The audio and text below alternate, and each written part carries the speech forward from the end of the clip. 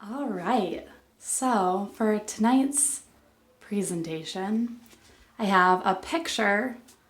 This is not a tattoo on a human body, but it's a picture that's kind of similar to one on my body, but it's on my thigh, and I'm a pretty big believer that we need like more good stories and connection and less or fewer, it would be, women's bodies all over the internet. I mean, I'm sure a lot of you disagree, which is fair.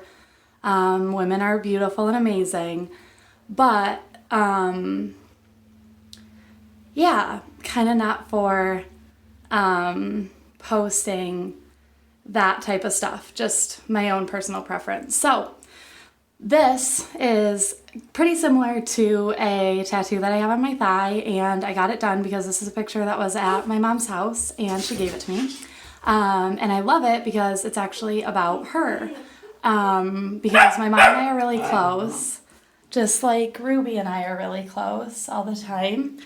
And we are really similar, and so there's been some tension in our relationship at times, but we've also always been there for each other. She's always been there for me. She's been my rock. And I love this picture so much because it's similar flowers growing in kind of different directions. And I think that just always reminds me of human relationships because they are tricky. As a divorced woman, I know, and just growing up and being me and being in human relationships for the last 33 years, I realized. But my mom and I have always had each other's backs. Relax. Look at how much she's like ready to attack. So sorry, Ruby. You get that shower curtain.